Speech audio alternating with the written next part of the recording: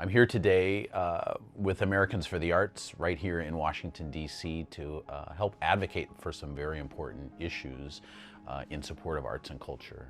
I think from my standpoint, it's incumbent on all of us in the arts to advocate for the things that are important to us, for the things that make our communities stronger. And we know that the arts are one of those things that make our communities not only a great place to live, but also can help with some very important aspects of what people need in order to survive. That's why we're here advocating for Veterans Affairs. We're here advocating for support with our Creative Forces initiatives through the NEA. All those things are why I'm here today in Washington, D.C.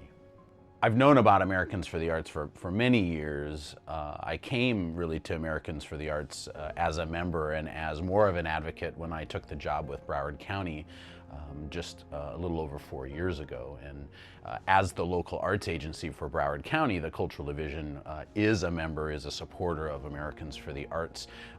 It's part of who we are to be part of this national group, this national effort. And I'm always a firm believer in the greater good, in contributing to the larger picture, contributing to the bigger effort. So our participation in support of Americans for the Arts is in recognition of the importance of Americans for the Arts and the importance of us being involved in that larger effort to help better the community.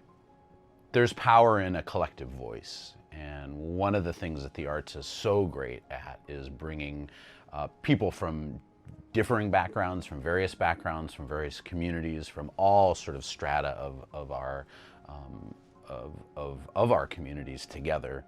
And that's part of the value of Americans for the Arts, is in bringing the entire arts community together around the country to help advocate for, provide resources for, provide support for the arts community, but not just for the arts community, because we know that when the arts community thrives, our larger community thrives as well, because we're just a part of the larger population.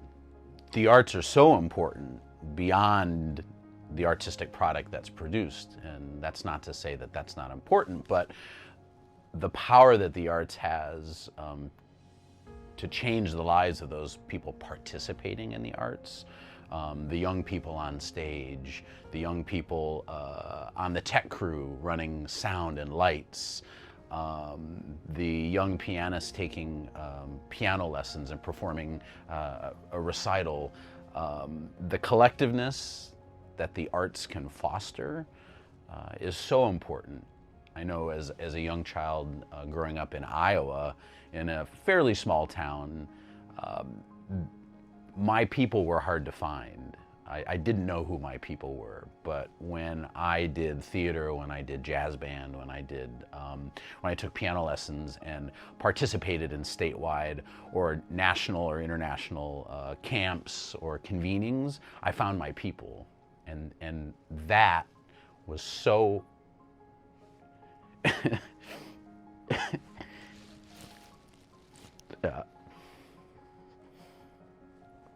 so important to finding my community as a kid who struggled to find that identity. Sorry. So many people struggle to find a community, and the arts can offer that.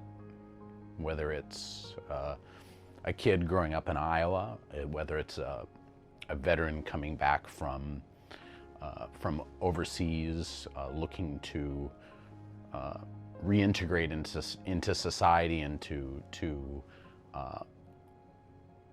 shed that trauma. It's so important to the general public that wants those experiences, that seeks a community to come together and experience arts.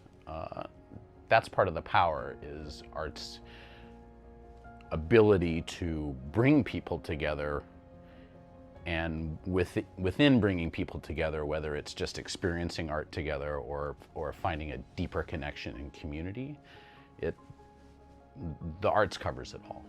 sometimes sort of refer to what the arts can provide, especially young people, is creative choice making. And you know, it's one thing to follow, say, a process, and you know, say whether it's math or a science experiment where there's really one outcome, and once you understand the formula, right, and the variables, you have the outcome, and there really is just sort of one outcome that you can get, you know.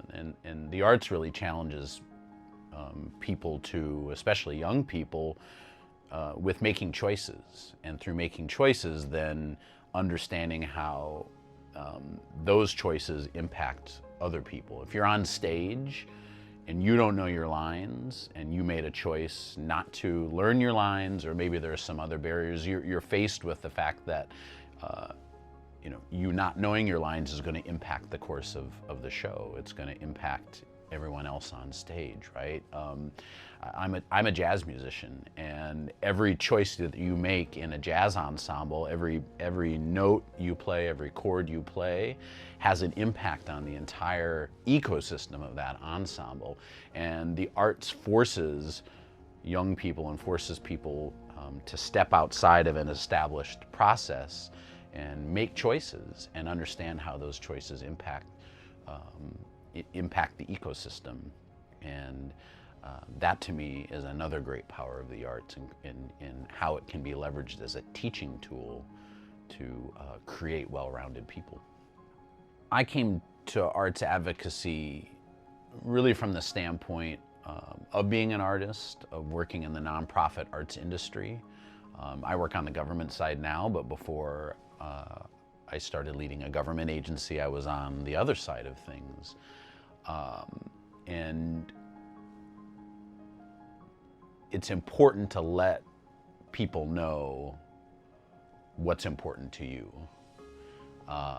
As an artist, as a consumer of culture, if we don't let our elected officials know, if we don't let those in power know what's important to us, we don't get the support. So the only way to ensure that arts funding, that arts initiatives on the federal level, on the state level, on the county level, on the municipal level are there, that and the only way to guarantee and ensure that art support is there at all those levels, we as advocates, you as constituents, you as a voting member of the public that enjoys arts, if you want to see more of it, if you want to see it strengthened, if you want to see it continue, you have to let your elected officials know. Those are the folks that create the policy, that allocate the funds, that enable all of those funds to trickle down from the top down into the community. And if you don't let people know it's important, then they don't know it's important to you. You know, they always say closed mouths don't get fed, right? So if you don't ever voice your opinion, someone else is voicing it, right? If you're not at the table, you might be on the menu. So it's incumbent on us, if we want to see these things continue and to grow, to be engaged in arts advocacy to the greatest extent that we can.